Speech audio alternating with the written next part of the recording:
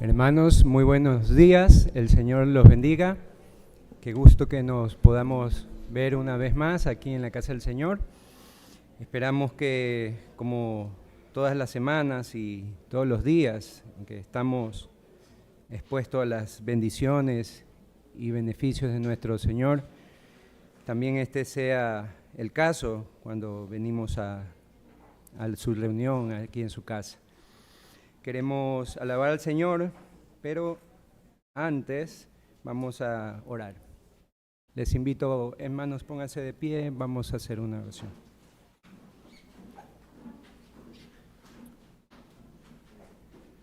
Bendito Padre Celestial, una vez más, Señor, lo exaltamos, oh Dios, porque como cada mañana vemos su cuidado, su ayuda, su sostén, su poder, Señor, manifestado en su palabra, como usted es fiel, es verdadero y lo que dice lo cumple. Oh Dios bendito, ayúdenos a comprenderlo cada vez más, Señor, aunque alta es su grandeza. Oh Dios, y nosotros somos finitos, también ayúdanos a entender eso y entender mejor cómo nosotros tenemos que honrarte, aún en esta debilidad, aún en esta carne, Señor. Padre bendito, les rogamos que nos ayude en este tiempo a que podamos, a pesar de tal vez nuestro cansancio, nuestros trajines de la semana, Señor, venimos a un descanso, Señor, en este tiempo, a ponernos a meditar en tus profundidades, Señor, en tus grandezas. Ayúdanos a entenderla más, ayúdanos a entenderla para también resolver cosas en nuestras vidas, para poder agradarte, honrarte, Señor, agradecerte, no como el mundo agradece, Señor, porque este mundo agradece por cosas muchas veces vanas. Nosotros agradecemos, Señor, por tu verdad, por tu grandeza, porque has tenido tanta misericordia, tanta gracia para nuestras vidas y la tienes aún para con este mundo. Y te pedimos que nos ayudes a entender estas diferencias y a pesar de eso, Señor, que no somos nosotros mejores que nadie, Señor, solo por ti y por tu bondad es que estamos aquí, Señor. Te pedimos estos favores en Cristo Jesús. Amén. Vamos a alabar con Roca de la Eternidad.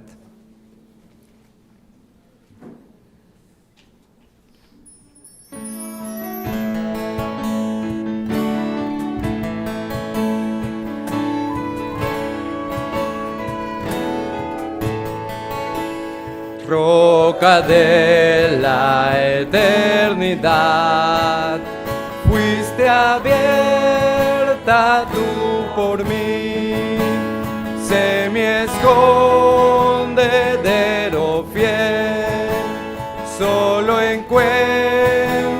paz en ti, rico, limpio manantial, en el cual lavado fui.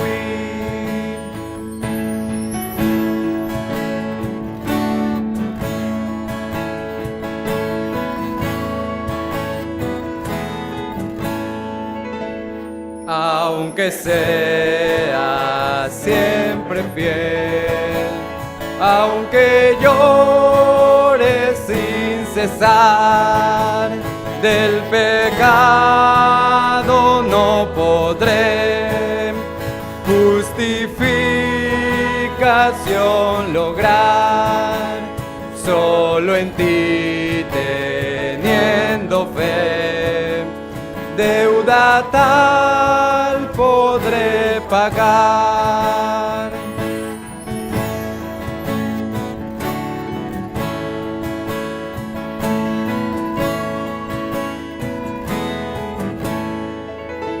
Mientras haya de vivir y al instante de expirar, cuando vaya a responder en tu augusto tribunal, sé mi escondedero fiel, roca de la eternidad. Tomen asiento, hermanos. Vamos a seguir alabando a nuestro Señor con jubilosos te adoramos.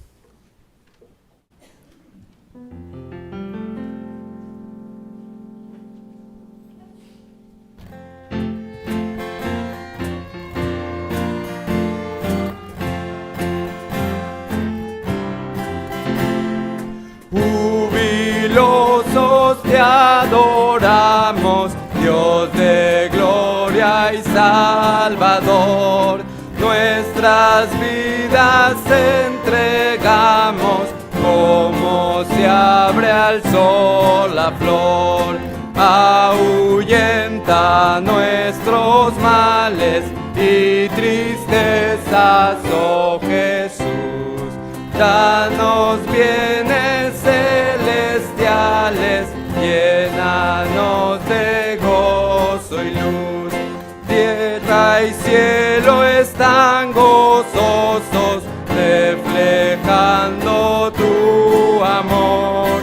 Ángeles y estrellas todos cantan siempre tu loor. Monte, valle, río y fuente, campo, selva y ancho mar, nos recuerdan que constante te debemos alabar. Dios que libre proporcionas bienestar y bendición, y en tu gracia nos perdonas, gozo das al corazón. Tú de todo amor la fuente, haz que amemos en verdad. Ilumina nuestra mente con divina claridad. Oh mortales, hoy cantemos con el coro celestial. Como hermanos habitemos en amor santo y real. Alabando siempre vamos, en la vida conquistas. Si confiando en ti andamos, nos ayudas a triunfar.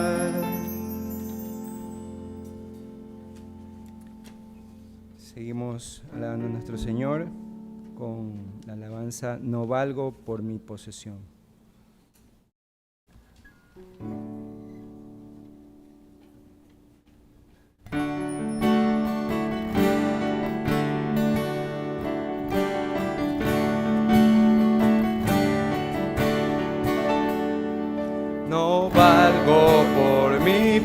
posesión, ni porque fuerte sea yo, sino en el precio de su amor en la cruz.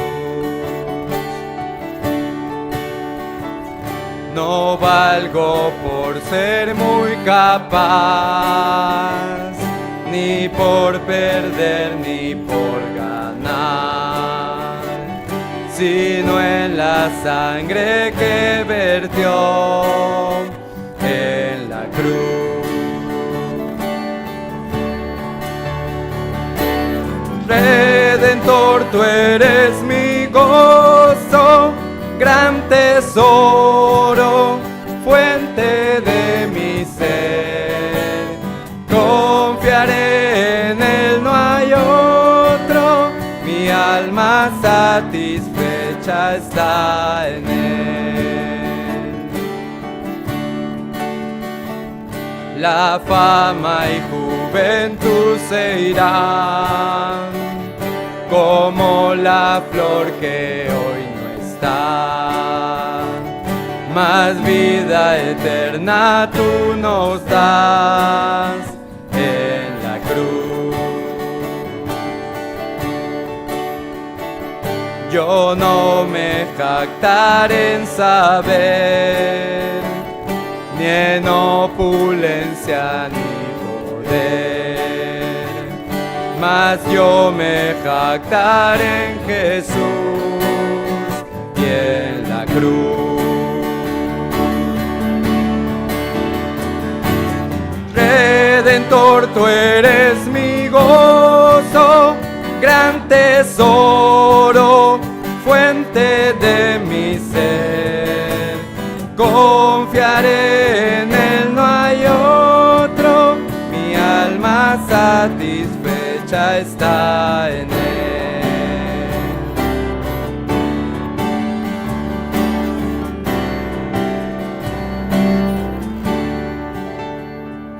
Esta verdad confieso hoy, de dignidad indigno soy.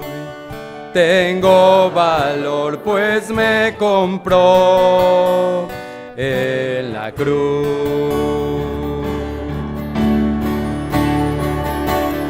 Redentor, tú eres mi gozo, gran tesoro, fuente de mi ser. Confiaré en Él, no hay otro, mi alma satisfecha está en Él. Redentor, tú eres mi gozo, gran tesoro, fuente de mi ser. Confiaré en Él, no hay otro, mi alma satisfecha está en Él.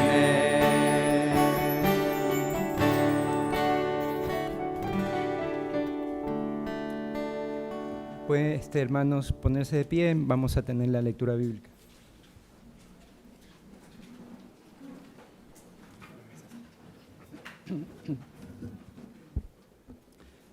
Abrimos nuestras Biblias en el Salmo 84, el libro de los Salmos, el número 84.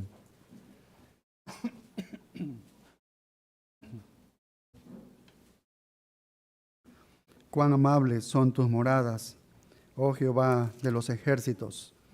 Anhela mi alma y aún ardientemente desea los atrios de Jehová.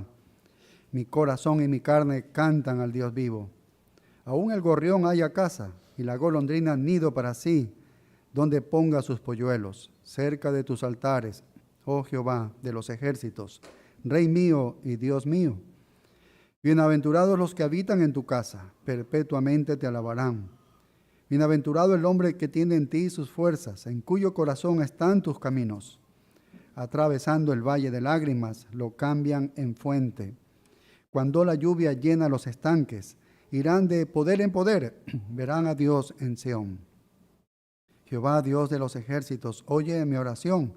Escucha, oh Dios de Jacob, mira, oh Dios, escudo nuestro, y pon los ojos en el rostro de tu ungido, porque mejor es un día en tus atrios que 1000 fuera de ellos. Escogería antes estar a la puerta de la casa de mi Dios que habitar en las moradas de maldad. Porque sol y escudo es Jehová, Dios, gracia y gloria dará Jehová. No quitará el bien a los que andan en integridad. Jehová de los ejércitos, dichoso el hombre que en ti confía. Dios bendiga su palabra. Oremos.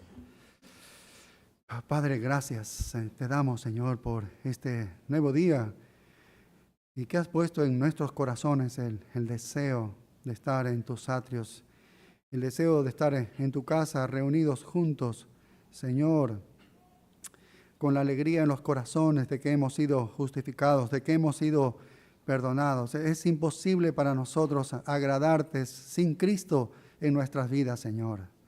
A la verdad, nada de lo que haríamos sin Cristo tendría ningún sentido, ningún valor, Señor, que pueda pasar más allá de este mundo efímero y que va a ser destruido, Señor. Pero gracias, Señor, a la salvación que has obrado en nosotros y has puesto nuevos deseos de buscar tu rostro, de estar en tu presencia, de tener comunión con nuestros hermanos y estar junto a ti, Señor, para alabarte y adorarte. Oh Padre, nos regocijamos en eso, nos gozamos en ello, Señor. Y te pedimos que nos ayudes, Señor, a cambiar nuestra manera de pensar.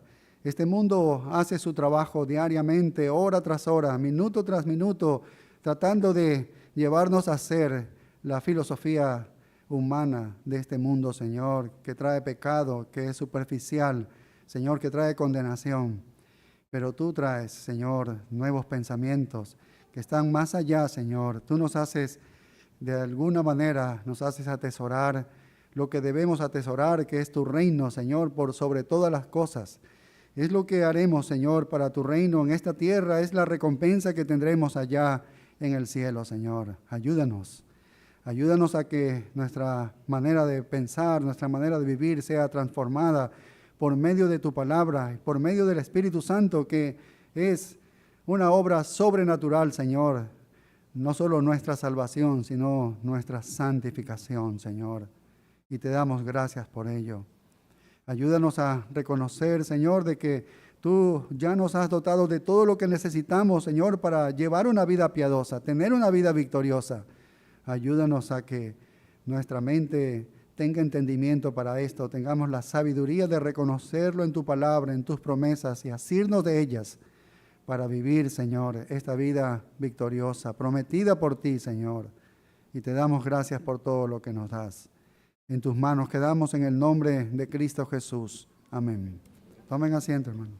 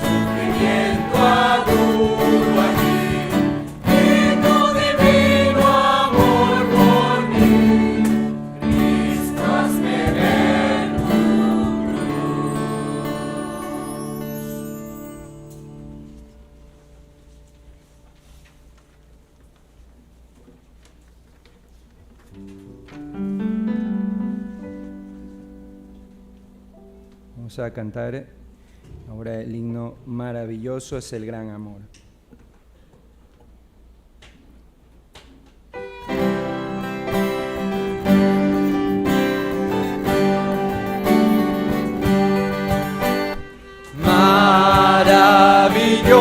Maravilloso es el gran amor que Cristo el Salvador derramó en mí, siendo rebelde y pecador,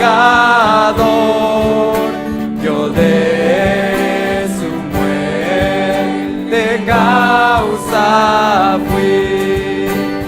Grande, sublime, inmensurable amor, por mí murió el Salvador. Oh maravilla de su amor, por mí murió el Salvador. Jesús celeste hogar amado,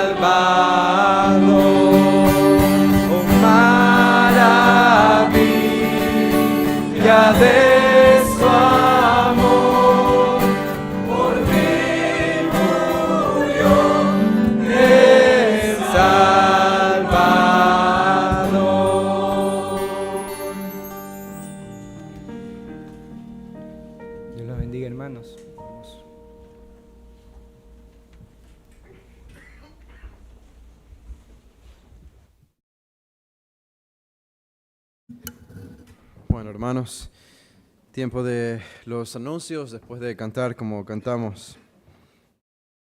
Es profunda letra y verdades espirituales y bíblicas que no las podemos cantar a la ligera, creo. Bueno, solo recordarles algunas cosas, hermanos, que tenemos planificado como iglesia.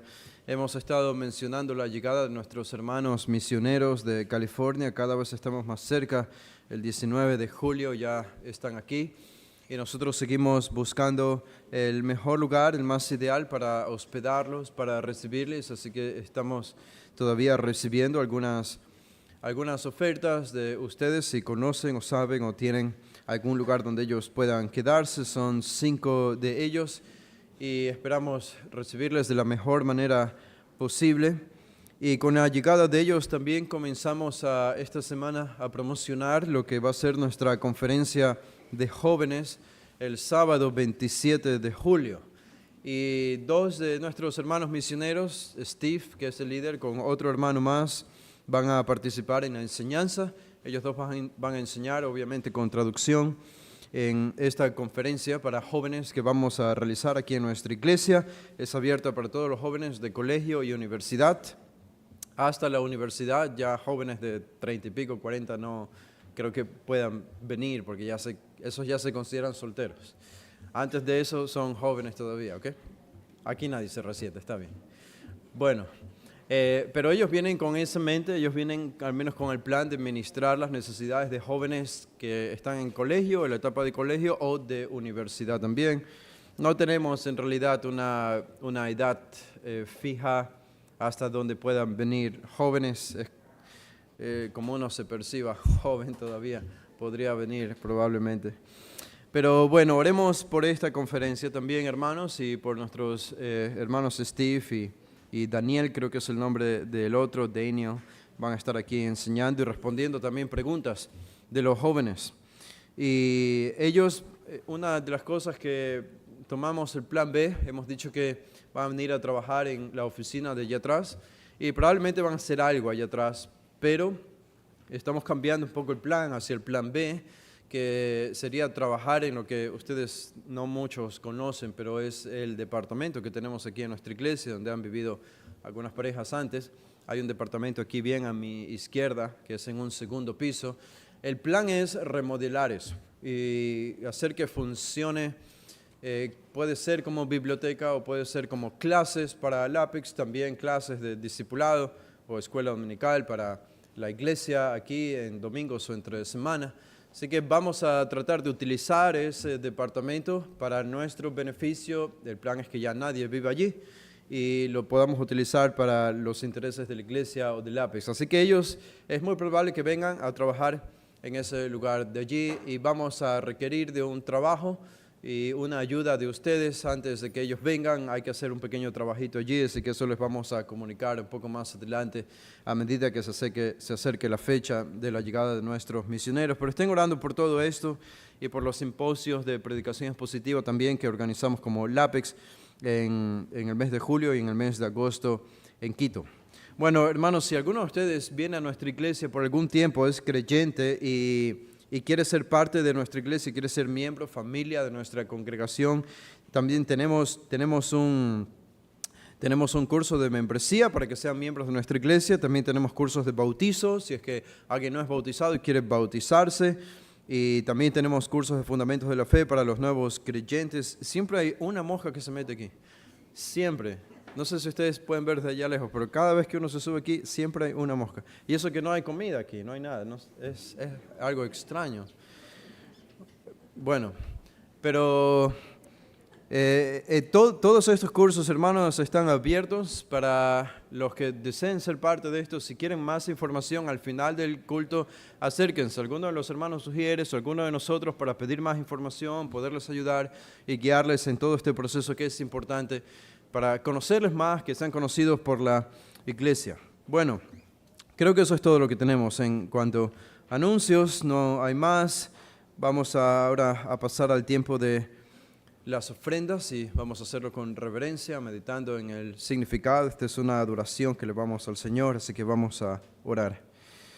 Padre, te damos gracias por tu obra en nosotros, por tu provisión, por tu guía, tu dirección, porque tú te muestras fiel incluso en medio de la infidelidad de un mundo que se rebela contra ti. Hay siempre una mañana y una noche. Hay siempre las temporadas, hay siempre el pan, incluso en medio de la desobediencia. En verdad, tú eres un Dios paciente y misericordioso. Y no lo eres como nosotros lo somos, sino que lo eres de manera infinita. También un Dios justo y santo. Y por eso te adoramos y por eso te alabamos y venimos recordando en este tiempo de las ofrendas nuestra responsabilidad como cristianos. No queremos estar en desobediencia, sino en obediencia. Y en obediencia también con nuestra obligación de dar y de dar generosamente y de dar con sacrificio para la obra del ministerio, para lo que tú haces en tu reino por medio de la proclamación y la predicación del Evangelio desde este púlpito. Esto, Señor, requiere de un sustento económico, requiere de recursos como Pablo afirmaba en 2 Corintios, en Filipenses, estudiando con las damas esta semana que pasó, dando gracias a la iglesia de Filipos por la obra y por los recursos económicos que le daban a él para continuar con la predicación del Evangelio y la obra del ministerio. Es la manera en la que tú has decidido obrar y damos gracias porque siempre es lo mejor y lo más sabio. Y nuestros corazones son probados, así que rogamos, Señor, vengamos a este tiempo de ofrendas como un acto de adoración que elevamos a ti desde aquí y dando, Señor, dando como tú has ordenado en tu palabra y que lo hagamos con gozo y con alegría y viendo esta oportunidad como un privilegio que nos das, que merecemos nosotros, Señor, de participar en la misteriosa y majestuosa obra que haces en este mundo por medio de tu palabra. ¿Quiénes somos para participar de esto? Pero aunque no todos lo hagan de palabra o a tiempo completo, sí lo hacen participando con el dinero. Y así tú lo has diseñado y nos contentamos con esto. Y pedimos que bendigas estas ofrendas y que sean usadas para tu gloria y honra. Lo pedimos en el nombre de Jesús. Amén.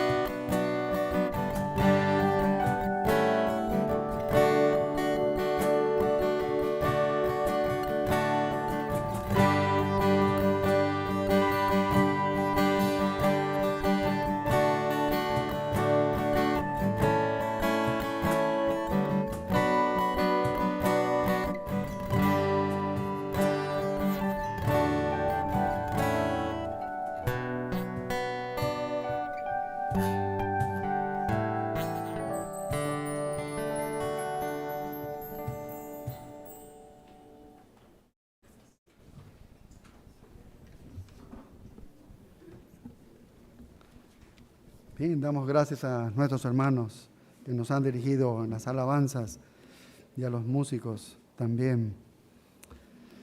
Abrimos nuestras Biblias en la segunda carta a los Corintios, capítulo 1. Aquí nos encontramos. Segunda carta a los Corintios, capítulo 1.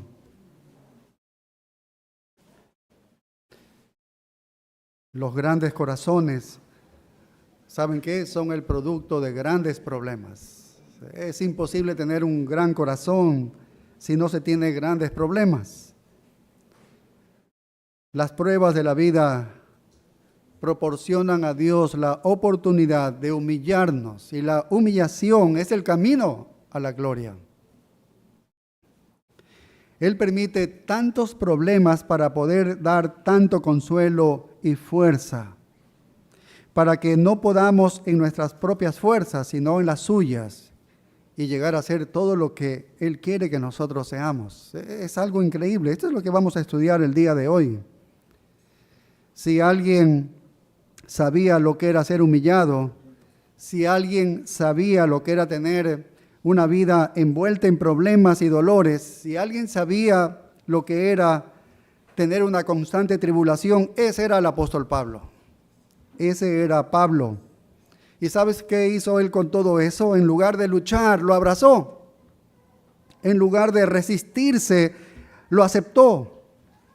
E incluso llegó al punto de su experiencia espiritual que él llegó a decir en la segunda carta a los Corintios, y avanza al capítulo 12 y el versículo 9.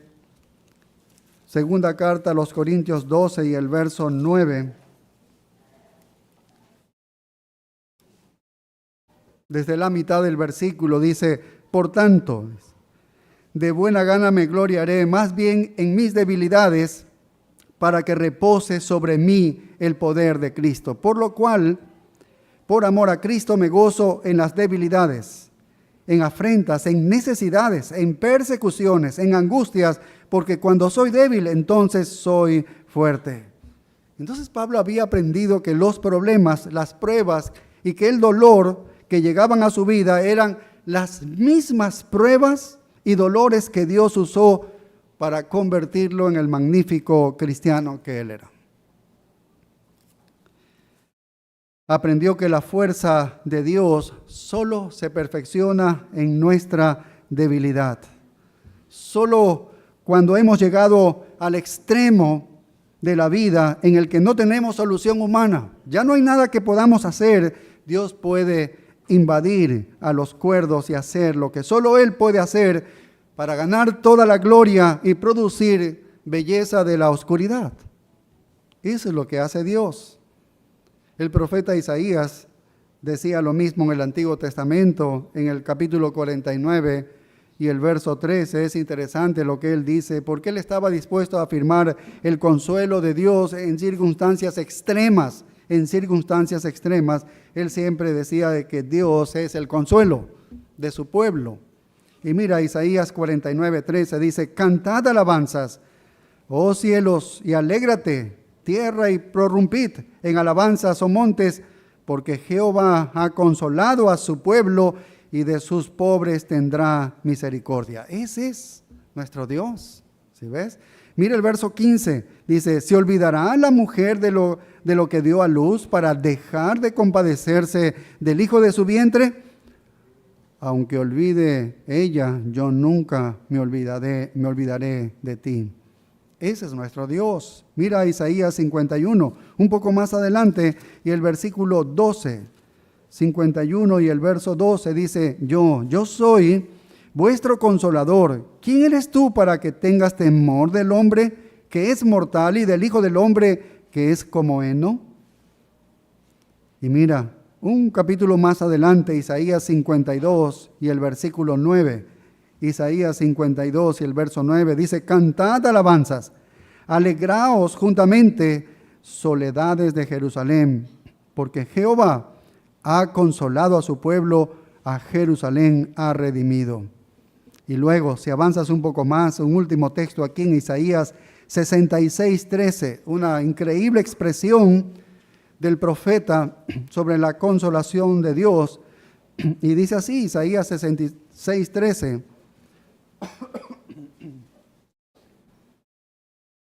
Como aquel a quien consuela su madre, así os consolaré yo a vosotros, y en Jerusalén tomaréis consuelo. Qué tremendas verdades del Antiguo Testamento sobre la consolación para su pueblo. Y en el Nuevo Testamento, Jesús, cuando estaba a punto de partir, Él siendo el consolador, porque Jesús fue consolador, Él había consolado a sus discípulos atribulados en todas sus tribulaciones, en todos sus problemas. ¿Saben lo que Él les dijo a los discípulos? No os dejaré sin consuelo, no los voy a dejar solos, no los voy a dejar sin cuidado, les enviaré otro consolador, uno como yo, uno de la misma categoría. Y nosotros sabemos que Dios es consolador. Cristo, que es el Dios encarnado, es consolador. Y el Espíritu Santo, Dios, el tercer miembro de la Trinidad, también es un consolador. Y así el apóstol Pablo puede resumir el consuelo recibido de la Trinidad con las palabras: todo lo puedo en Cristo que me fortalece, cuando se encontró en una situación específica, difícil en su vida. Entonces él está diciendo: aquel que me consuela, aquel me anima y me hace valiente. Y a lo largo de esta carta de los Corintios, segunda carta a los Corintios, Pablo nos va a hacer ver y nos va a hacer sentir el mismo dolor que tuvo su corazón por las diversas pruebas y problemas que lo afligían. Y no lo hace por simpatía, ¿no? ¿Sabes qué es? Es la insignia de su apostolado, es la credencial de su apostolado, es la evidencia de que él es genuinamente el siervo de Dios. Y él se remonta a las mismas palabras de Jesús, cuando Jesús dijo: si me odian a mí, le odiarán a vosotros también. Si me rechazaron a mí, a ustedes también les van a rechazar. Y aquí está el apóstol Pablo diciendo: ustedes quieren saber cuáles son mis credenciales apostólicas. Miren el sufrimiento por la causa de Cristo. Así que no es por autopromoción que él va a mostrar todo esto, ¿no? No es por simpatía que hace una crónica de esto, es parte de sus credenciales. Y no lo hace desde un enfoque académico, teológico o sistemático, sino que sale de su corazón, ¿no? Compartiendo las cosas que lo han distinguido como siervo de Dios y apóstol de Jesucristo. Los apóstoles de hoy viven un confort y comodidad increíbles. La credencial de Pablo era esto: mis sufrimientos. Esa era la credencial de un apóstol, y lo hace de manera natural, mostrando a través de toda esta carta. Pero una de las principales marcas de su apostolado fue el dolor. Fue el dolor, lo que no pueden decir los apóstoles del día de hoy. La principal marca de su apostolado fue el dolor.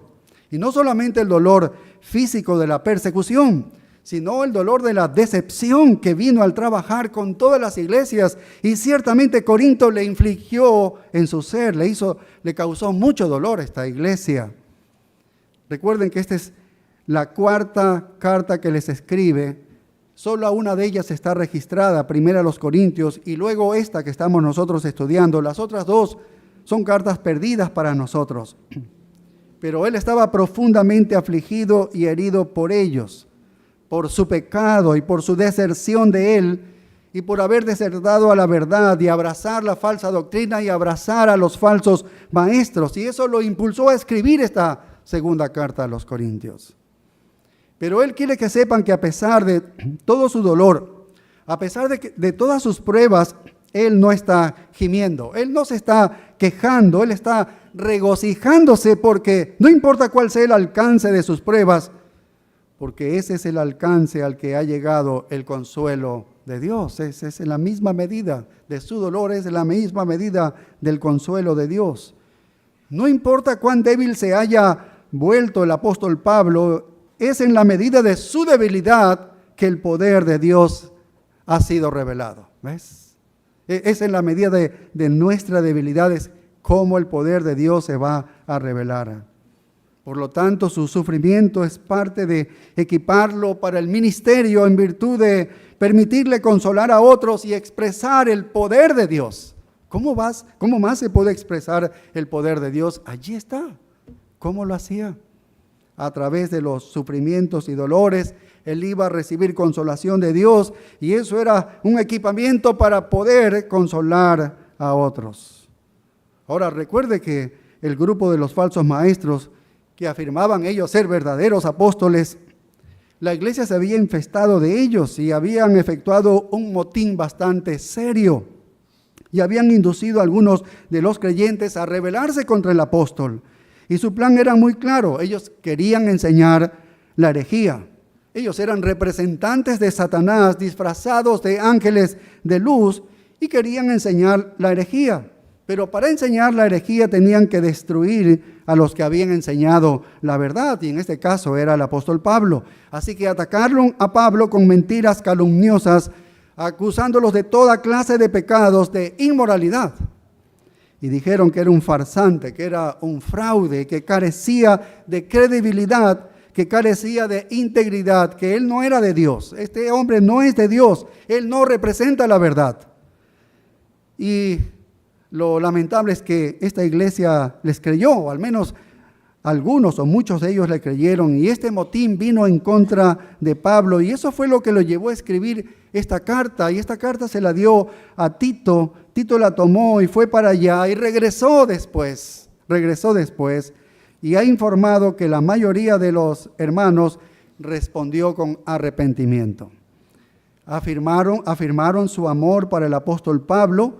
Entonces él les escribe esta segunda carta a los Corintios y en parte les agradece por su doloroso arrepentimiento y les agradece por su afirmación de amor y por sostener la verdad y no escuchar a los falsos apóstoles. Esa carta de Tito, que fue la tercera, que no la tenemos, fue dura, pero tuvo un efecto cuando regresa Tito con esa información para Pablo, y entonces Pablo escribe esta segunda carta a los Corintios.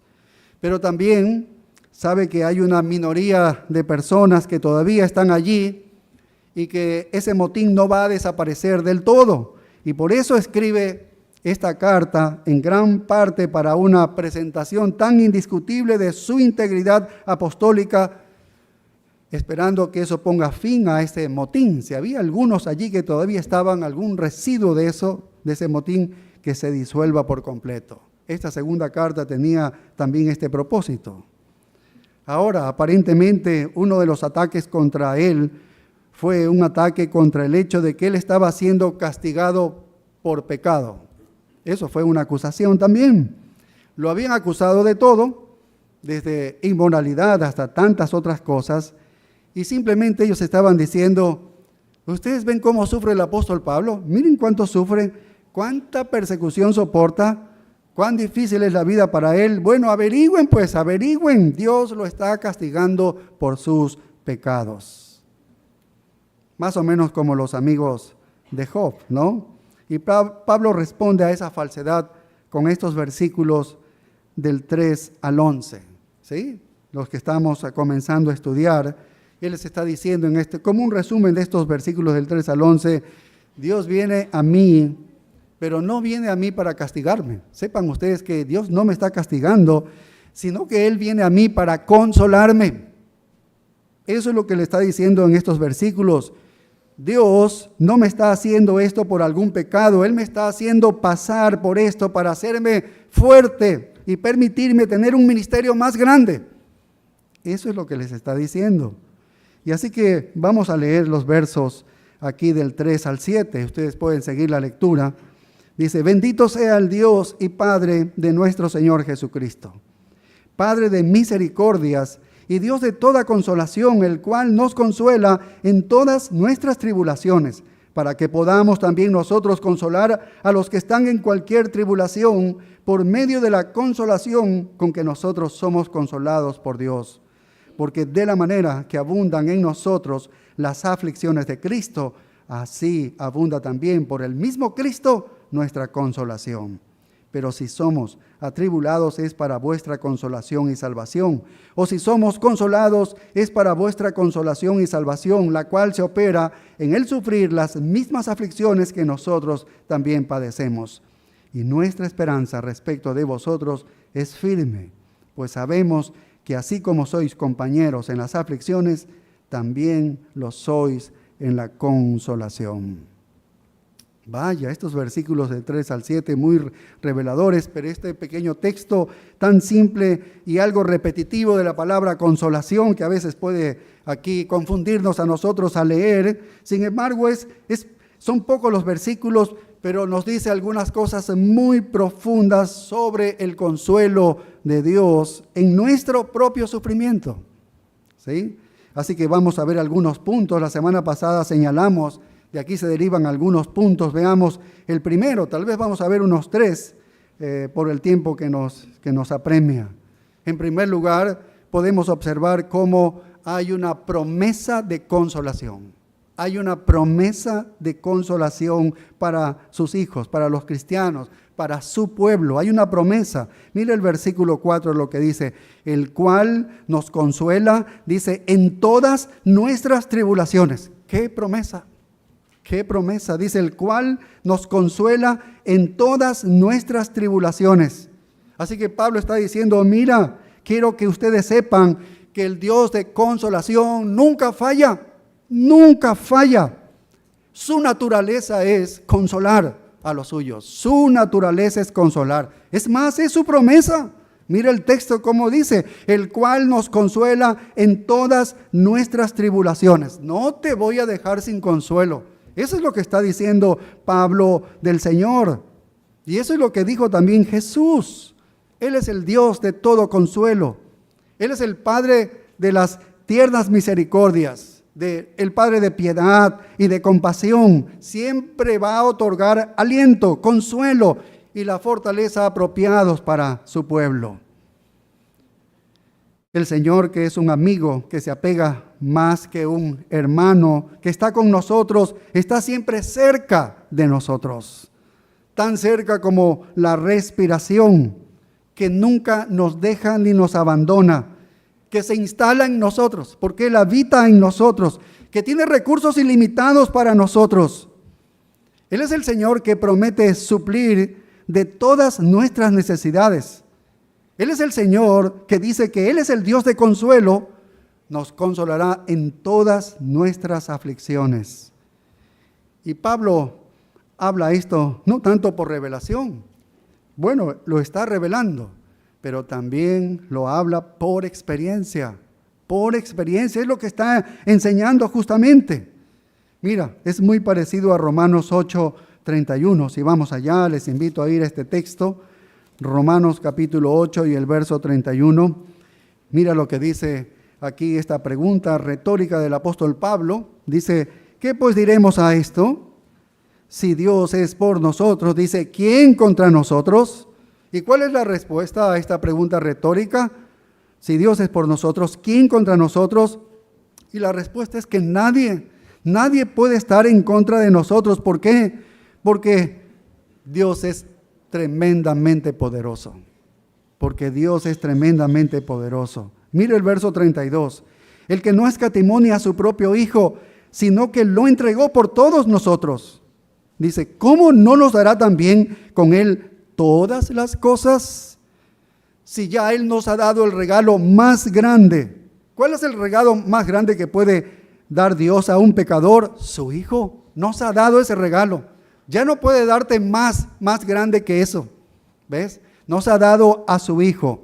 Es el regalo más magnánimo, el regalo más sacrificado que puede existir. Entonces a Él no le importa el consuelo para ayudarnos en nuestras pruebas. Es poca cosa para darnos. Y eso es lo que Él está diciendo. Si ya Él ha hecho el sacrificio supremo, seguramente está dispuesto a hacer sacrificios muy pequeños, como ayudarnos, consolarnos en los momentos que nosotros necesitamos. Si Él nos ha dado la gracia más grande, ¿no nos dará acaso las menores gracias? Si Él nos dio a Cristo, ¿no nos dará el resto? ¿Crees que alguien pueda presentar con éxito una acusación contra los elegidos de Dios? No, ya nos ha declarado justos. Mira el versículo 33. ¿Quién acusará a los escogidos de Dios? Dios es el que justifica. ¿Quién podría acusarte? ¿Quién puede acusarte cuando Cristo ha muerto por nosotros? ha muerto por ti. Mira el verso 34. ¿Quién es el que condenará? ¿Acaso te pueden condenar cuando Cristo ya ha hecho un sacrificio por ti, ha muerto por ti? Dice, si Cristo es el que murió, más aún el que también resucitó. Ahí están los argumentos, porque nadie te va a poder condenar. El que además está a la diestra de Dios, el que también intercede por nosotros. Y mire el verso 35. ¿Quién nos separará del amor de Cristo? ¿Será que la tribulación que nosotros vivimos nos puede separar del amor de Cristo? En el auténtico cristiano, no. La respuesta es no. ¿Será que la angustia pueda alejarle de Dios al cristiano? Y la respuesta retórica es no. ¿Será que la persecución entonces haga que le separe del amor de Dios? Y la respuesta es no. ¿O será hambre? ¿El hambre será que cause de que el amor de Dios se vaya de nosotros? No. ¿Será desnudez o peligro o espada? Todas esas respuestas es no, no, no. De hecho, en todas estas cosas, Él dice en el verso 36, como está escrito, por causa de ti somos muertos todo el tiempo, somos contados como ovejas de matadero. Antes, en todas estas cosas, somos más que vencedores por medio de aquel que nos amó. Por lo cual estoy seguro de que ni la muerte, ni la vida, ni ángeles, ni principados, ni potestades, ni lo presente, ni lo porvenir, ni lo alto, ni lo profundo, ni ninguna otra cosa creada nos podrá separar del amor de Dios que es en Cristo Jesús, Señor nuestro. Dios ama a sus hijos en cada extremo. Nada de esto le pudo separar del amor de Dios al apóstol Pablo. Y mientras Pablo está escribiendo esto, debemos recordar que esto no es simplemente revelación, esto es experiencia de vida del apóstol Pablo. Pablo había conocido la tribulación tan cercana a él. Había conocido la angustia, había conocido la persecución. Él había conocido lo que es tener hambre, y lo conocemos a través de la Escritura. Había conocido lo que es ser amenazado con la espada. Había conocido lo que es ser amenazado por los peligros, la desnudez. Había sido asaltado por la muerte en vida, ¿no? Muchas veces la muerte quiso dejarlo ya sin vida, pero no pudo. Aún los ángeles caídos, los demonios, los principados, por todo fue atacado él. Por todo pasó el apóstol Pablo. Y él está diciendo, yo he pasado por todo esto. Y puedo decirles, no solo por revelación de Dios, sino por la propia experiencia personal, que Dios nunca deja de estar allí. Nunca. Esa es la promesa.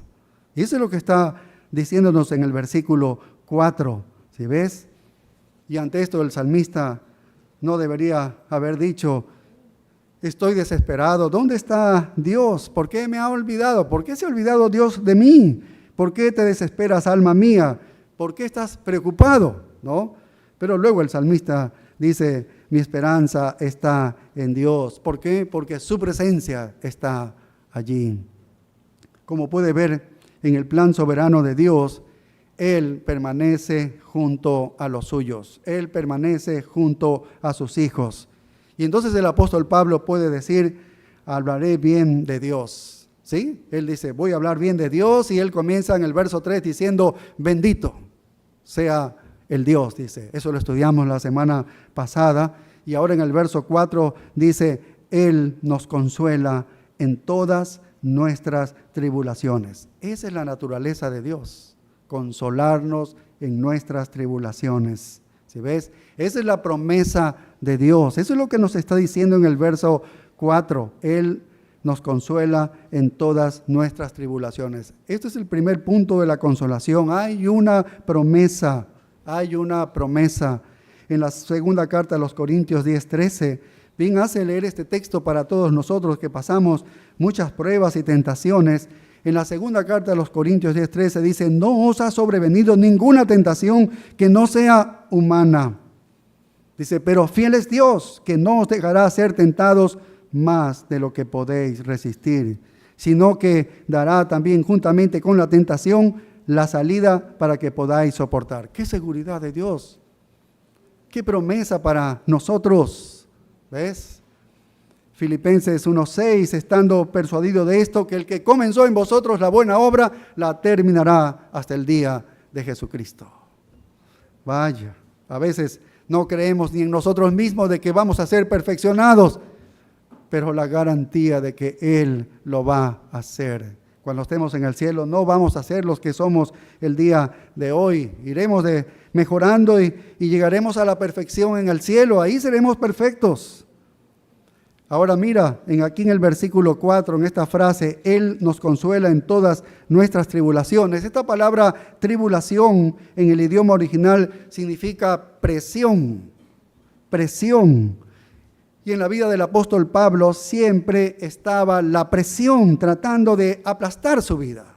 ¿Ves? Esa presión, ¿no? Esos sufrimientos. O tratando de restringir de alguna manera su ministerio, desterrar su ministerio y debilitarlo al hombre. Eso es lo que hace las tribulaciones. Y eso es lo que hace con cada uno de nosotros. Pero en todo eso dice el texto, Él nos consuela, dice, ¿en qué? En algunas de nuestras tribulaciones. ¿Así dice el texto? No, dice, en todas nuestras tribulaciones. Y eso de todas significa que no importa lo que viniera por medio de una poderosa presión, no importa lo que viniera, sea una presión tan poderosa, Dios está allí y estaba consolando a Pablo. Y esa palabra consuelo significa darle, no significa una vida de confort, una vida de facilidad, como algunos dicen, es que no quiero esta presión. O sea, algunos dicen, es que quiero una vida fácil, sencilla, sin preocupaciones. Eso no es el consuelo que dice aquí el texto. El consuelo que dice el texto es que te va a fortalecer en medio de eso que estás viviendo y sufriendo y doliéndote. En medio de eso te va a dar fortaleza, te va a alentar, ¿ves? Te va a hacer valiente. No es que te va a quitar eso, te va a hacer valiente en medio de eso. Así que Dios está allí, dándole la fuerza para seguir adelante. Ahora, en el plan soberano de Dios, hasta el momento en que el Señor quiso que Pablo muriera, él fue indestructible. Este fue un cristiano que no pudo ser destruido. Y podríamos decir que él fue indestructible hasta el día que murió, que el Señor señaló, hasta aquí vives, y sabemos que él murió. Lo mataron.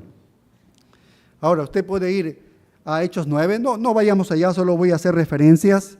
Cuando él se convierte, después de su conversión, los judíos habían planeado un complot para matarlo. ¿Ves? Y él fue librado de la muerte. Y tan pronto como se describe allí su conversión, allí mismo el paréntesis que tuvo mientras Dios lo estaba preparando para su ministerio en Arabia, y luego regresa para predicar, y él continúa. Usted puede llegar a Hechos 14 y allí él se encuentra predicando en su viaje misionero, el primero, y hay gran hostilidad contra él. Vuelven a intentar matarlo, le tiran piedras, lo tiran a un lugar como el basurero en las afueras de la ciudad, y él, supuestamente muerto, de pronto como que resucita de los muertos, Dios lo levanta y se va de nuevo a la ciudad y predica el evangelio. Vaya, ¿qué hombre era este? Y voy a regresar y hacer exactamente lo que estaba haciendo, donde lo estaba haciendo. Si es necesario que me maten, ¿ves? Y lo encuentras en Hechos 16, y lo tienen allí en la cárcel, en el cepo, y Dios mueve la cárcel con un terremoto y hace pedazos, se abre todo, y ahí la iglesia es plantada, con ese carcelero de Filipos y toda su familia y otras personas más. Y Pablo de nuevo está en el camino y lo encuentras en Hechos capítulo 27, y en esta es una situación en la que hay un naufragio y todos tienen miedo de ahogarse, pero Dios le promete a Pablo que ninguno va a morir, y Dios los protege a todos, a toda esa tripulación. Así que él era indestructible, ¿ves? En el propósito y en el plan de Dios, mientras Dios quisiera que sirviera y predicara. Y tenía la confianza de que Dios estaría allí para fortalecerlo en cada prueba hasta que el plan estuviera completo, ¿sí? Así que él lo experimentó y buscó esa misma experiencia gloriosa del poder de Dios en su debilidad, el consuelo de Dios es su prueba para cada cristiano.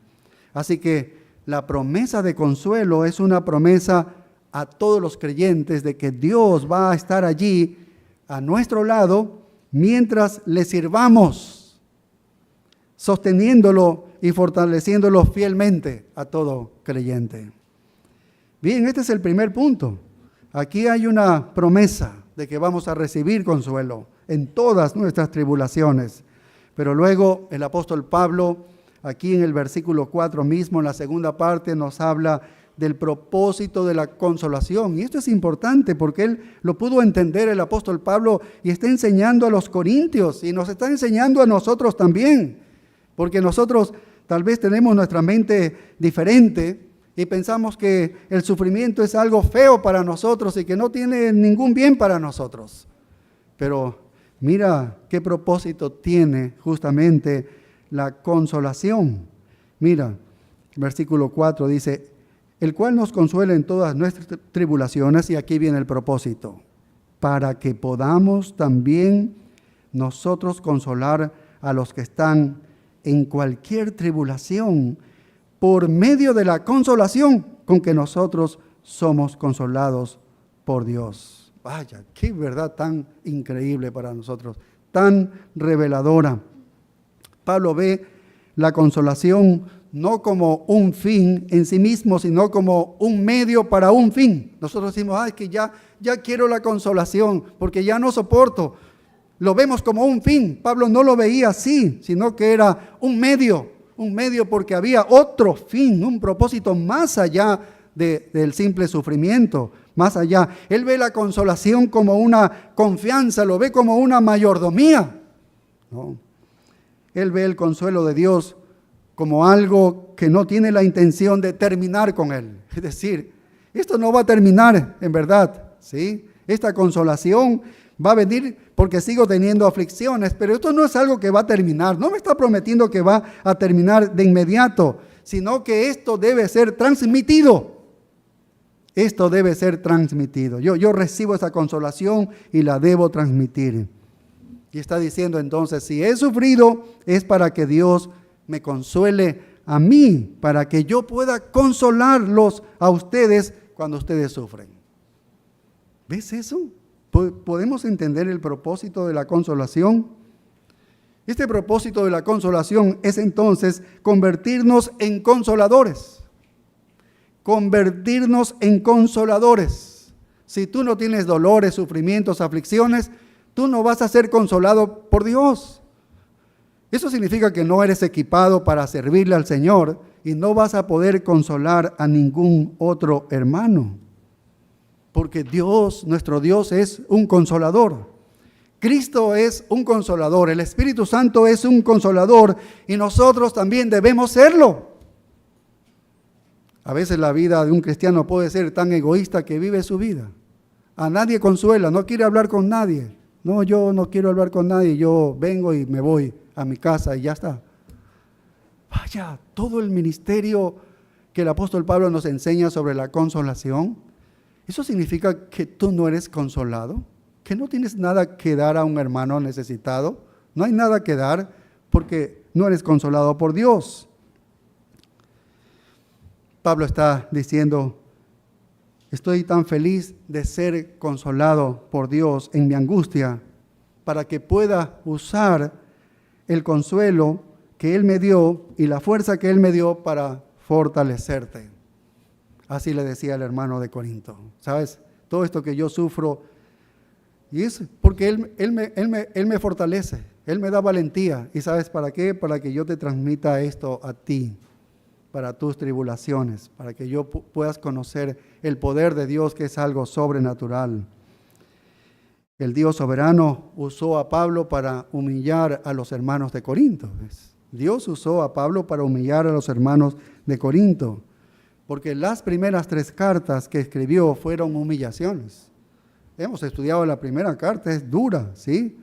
Fue para derribarlos a ellos, para condenarlos, para confrontarlos, para ponerlos de rodillas, para aplastarlos, para hacer que se arrepintieran, para hacer que cambiaran ellos. Así que Dios usó para humillarlos, usó a Pablo y luego permitió que Pablo sufriera para que pudiese regresar para fortalecerlos con la fuerza por la cual él mismo había sido fortalecido por Dios. ¡Qué bendición! ¡Qué bendición!, ¿no? Pablo sabía que aquellos que recibían la mayor cantidad de problemas experimentarían el mayor consuelo. Pablo sabía eso, ¿sí? Y aquellos que experimentan el mayor consuelo son ellos, por lo tanto, capaces de consolar a los demás. Son capaces y eso sale de manera natural. Puedes compartir con alguien, oye, es que Dios me ayudó en esto. Y compartes ese poder sobrenatural de Dios en tu vida. Y eso es lo que quiere el Señor, y por eso has padecido. Por eso has sufrido. Has sido angustiado, humillado, afligido, herido. Pablo, está bien, no hay cristiano perfecto, pero era un cristiano muy noble. Y no parecía importarle, él podría haberse quejado, pero él era un cristiano tan preciso y disciplinado, pero él no se quejó porque vio todo el dolor que sufrió. Primero un terrible dolor corporal, privaciones, angustias del alma, también por la deserción de creyentes y la batalla con el error y los demonios que le atacaban y la falsa doctrina y todo eso. Así que él vio todo eso como un medio para devastar su propio orgullo y debilitarlo. Mira cómo él puede ver, ¿ves? El sufrimiento, el dolor, ¿no? Para debilitarlo, para ver su propio orgullo hasta el punto en que la fuerza de Dios fue infundida en él. Y eso es lo que lo convirtió en el hombre fuerte y poderoso que era. Y podía verse a sí mismo simplemente como un conducto a través del cual Dios podía pasar consuelo y fortaleza a otros, porque él había experimentado mucho de eso. Puedo ayudarte. De él no salía poder, era el poder de Dios que lo había consolado a él. Eso es lo que estaba transmitiendo a los otros hermanos. Una repetición de estas palabras de nuestro Señor cuando le dijo a Pedro, ¿recuerdan ustedes en Lucas 22:31 le dijo, Simón, Simón, he aquí Satanás os ha pedido para zarandearos como a trigo? ¿Recuerdan? En esa conversación que tuvo con el apóstol Pedro, el discípulo Pedro en ese entonces también, porque le había dicho que no vaya a morir allá a Jerusalén, que se cuide, ¿no? Pero esa era su tarea, la cruz. Y entonces Jesús le dice, pero yo he rogado por ti, que tu fe no falte. Y tú una vez vuelto, o sea que regresas, o sea, te arrepientes, pues, confirma a tus hermanos. Ahí está. Lo mismo que había dicho Jesús, lo está enseñando el apóstol Pablo acá. Le dijo a Pedro, una vez que tú regreses, después de que tú seas zarandeado, y eso significaba que él iba a negar 3 veces, recuerdan ustedes, dice, regresas y vuelto confirma a tus hermanos. Así que lo que te va a pasar a ti, Pedro, es que vas a ser golpeado con toda la furia del infierno, en una tentación que vas a tener, pero yo te voy a sostener, no te dejaré ir. Y cuando superes eso, te das la vuelta, regresas, y él lo hizo. ¿Recuerdan cuando se vio ojo con ojo, los ojos con Cristo? Él lloró amargamente. Eso regresó, eso es arrepentimiento. Dice, confirma a tus hermanos. Así que es necesario que pases esto porque quiero usarte para fortalecer a otros en sus pruebas.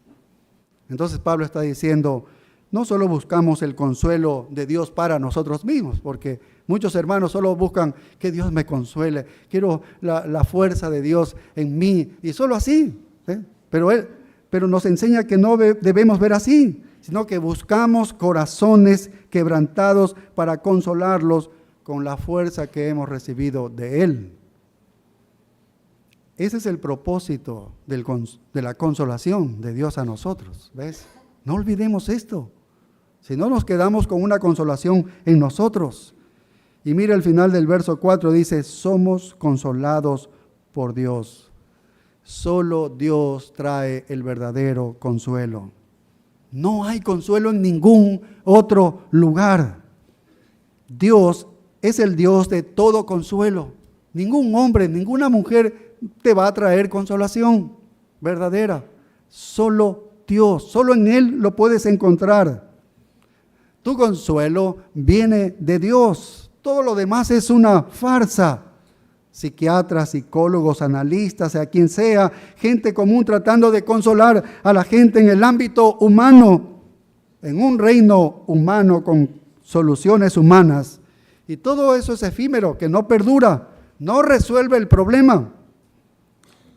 Y viene el cristiano y tiene la experiencia de la plenitud del consuelo sobrenatural y trascendente de Dios. ¿Ves? El cristiano común, sin ser un experto en la consejería, sin ser un experto ninguno de nosotros en la consejería, ¿ves?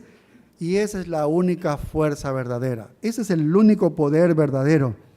Y Dios dice, me ha consolado en cada aflicción que he experimentado, el apóstol Pablo, para que yo pudiera pasártelo a ti. Esta consolación en que yo he sido consolado, te lo paso a ti. Aquí hay entonces una humildad que es realmente inusual.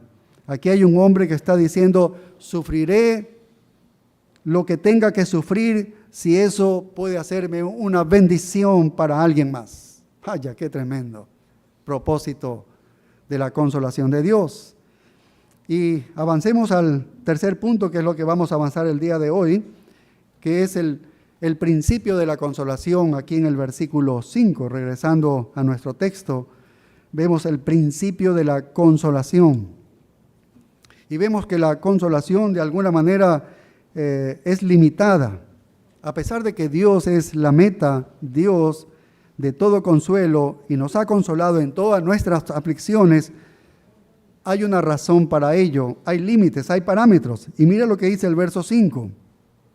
Porque de la manera que abundan en nosotros las aflicciones de Cristo, así abunda también por el mismo Cristo nuestra consolación. ¿Qué es lo que está diciendo Pablo en este versículo 5? Que el consuelo de Dios se extiende a cualquier nivel en que suframos por Cristo. Solo si sufrimos por Cristo. ¿En qué nivel estás sufriendo por Cristo? Es el mismo nivel que recibes de consolación. Si sufres poco por Cristo, la consolación va a ser poco. Vas a conocer poco de la consolación de Dios. Pero si sufres mucho por Cristo Jesús, ¿ves? Si sufres mucho por las aflicciones de Cristo, entonces tú vas a recibir muchísima consolación. Así que el límite del consuelo de Dios es el sufrimiento justo. Los sufrimientos de Cristo serán nuestros en abundancia, y asimismo será el consuelo para nosotros. Quiere decir que el consuelo será igual al sufrimiento. El consuelo será igual al sufrimiento.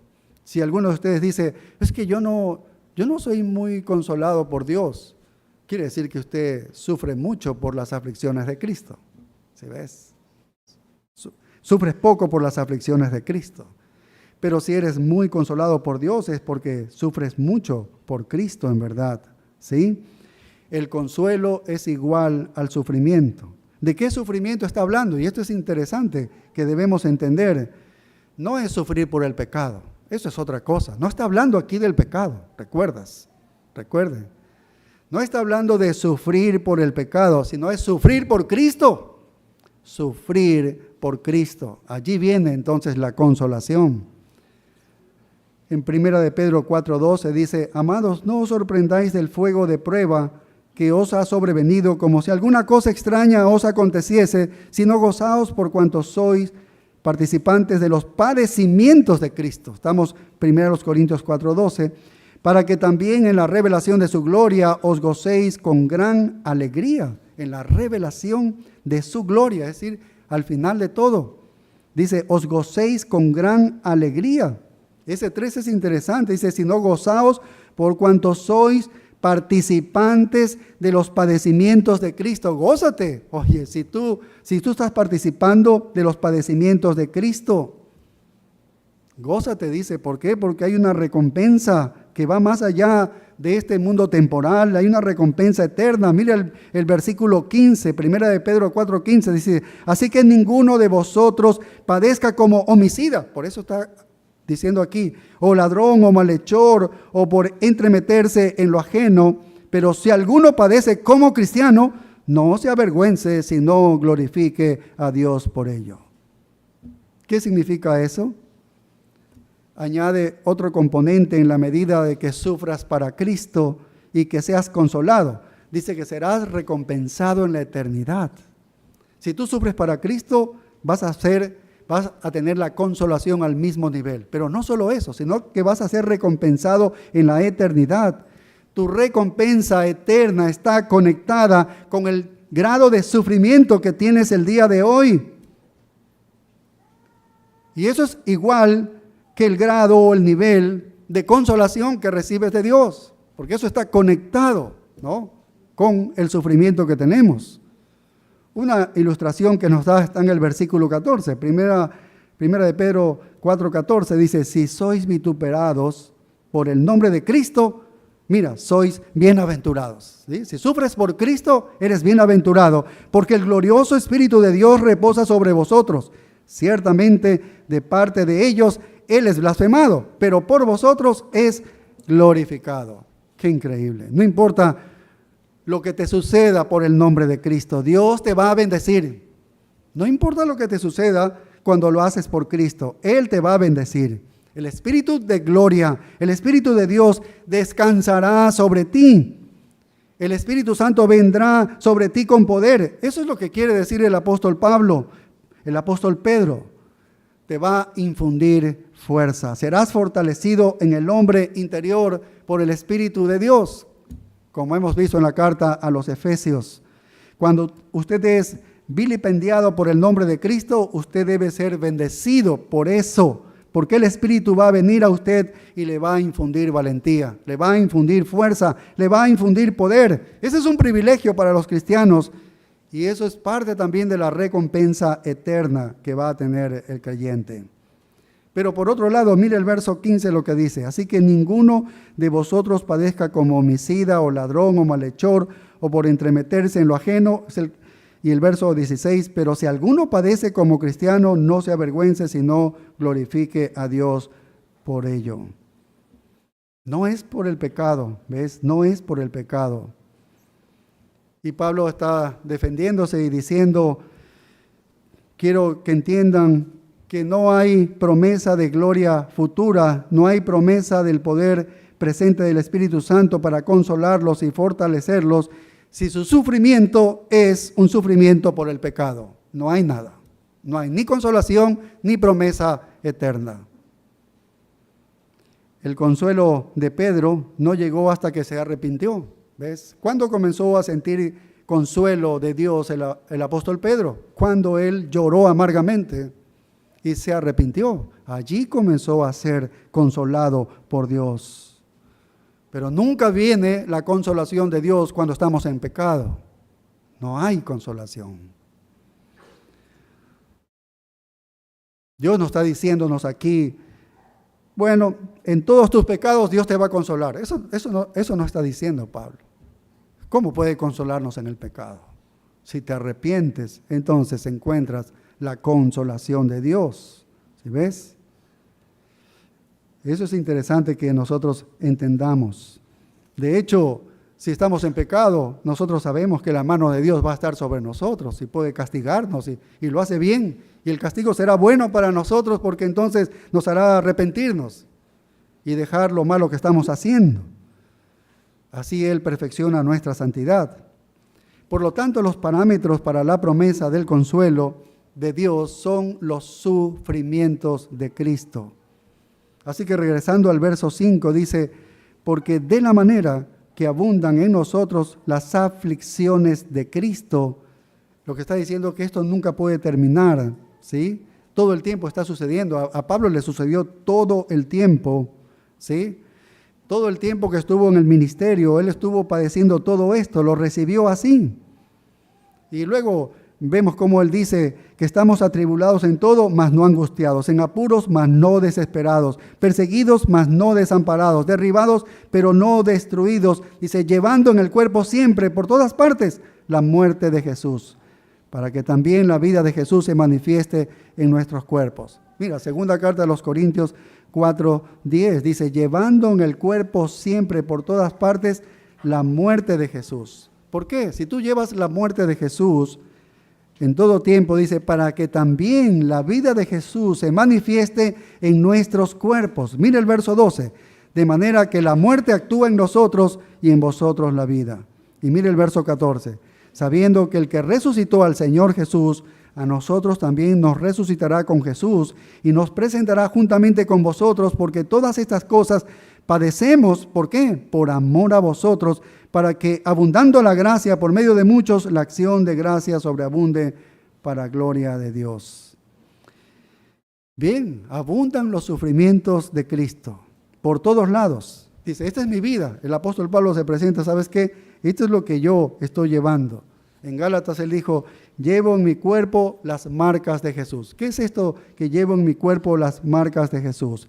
Que la gente del mundo está irritado con Cristo y le quiere golpear, le quiere hacer todos los males a Cristo, pero Cristo no está, Él ya ha resucitado, pero está Pablo allí, está un cristiano allí. Entonces, ¿qué hace el inconverso? ¿Qué hace el incrédulo? Le golpea a él,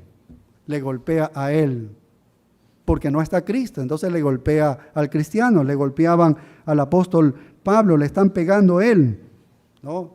Pero en realidad no le estaban pegando a él, sino era a Cristo. Me pegan a mí, pero yo sé que no es a mí, es a Cristo que le están pegando.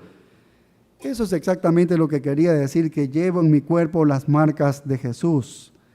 Y en Colosenses 1:24 dice, ahora me gozo en lo que padezco, dice, por vosotros, y cumplo en mi carne lo que falta de las aflicciones de Cristo por su cuerpo, que es la iglesia. La gente quería golpearlo a Cristo, como no está Cristo, lo golpeaban a él. El golpe iba dirigido a Cristo, pero él lo tenía que recibir porque él estaba en vida ministrando.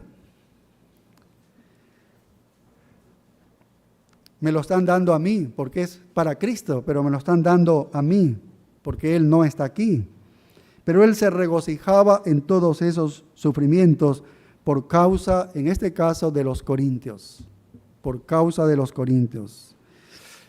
Pablo podía decir, voy a tomar este dolor si puede llevarte eso a Cristo. Si este dolor me va a traer consolación y esa consolación va a servir a ti para llevarte más a Cristo, pues yo tomo este dolor. Eso es lo que decía Pablo. Aceptaré el dolor si puede cambiar tu vida.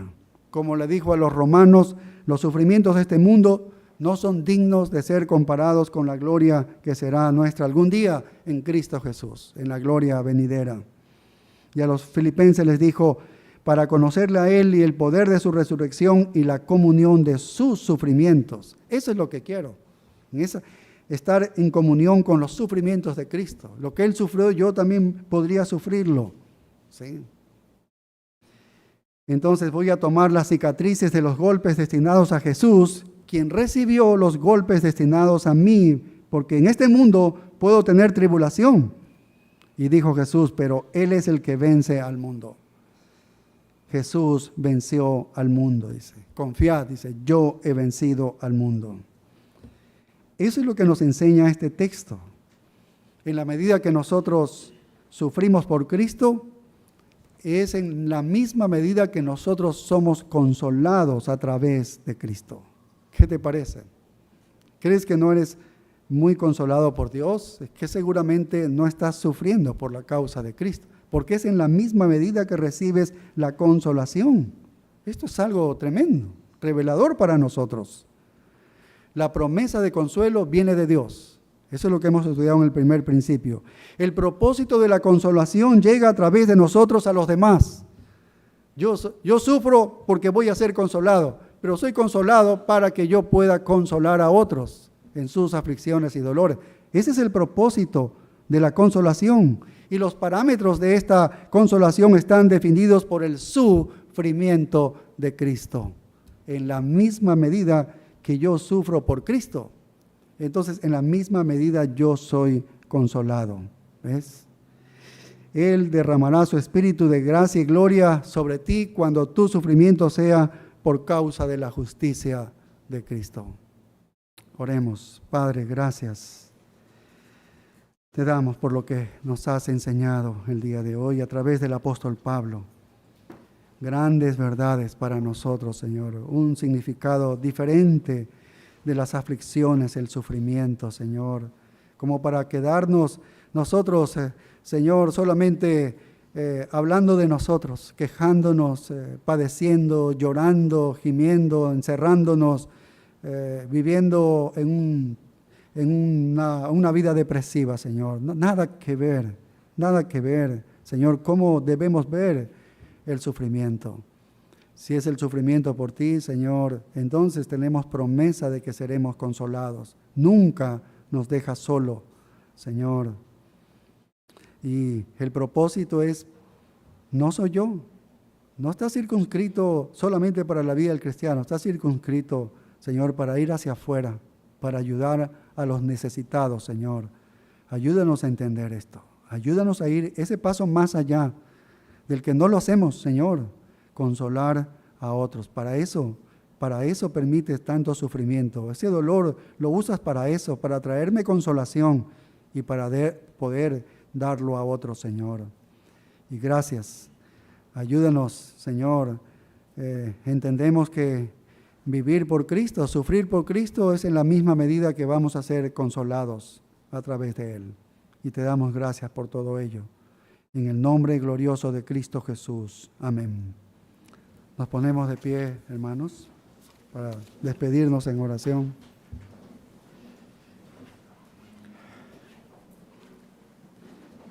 Gracias, Padre, por este tiempo bueno que hemos estado en tu presencia, esperando que tu palabra, Señor, transforme nuestros corazones, nuestra vida interior, llegue a lo profundo de nuestras vidas, Señor, no a lo superficial, y la cambie, Señor. Te damos gracias por las verdades que sean atesoradas en nuestros corazones y produzca, Señor, fruto abundante espiritual, Señor. Y ahora que salimos de este lugar, llévanos con tus más ricas bendiciones, pidiéndote, no sin antes que bendigas el tiempo de la comunión aquí, Señor. En Cristo Jesús. Amén. Nos vemos a las 5 de la tarde, hermano.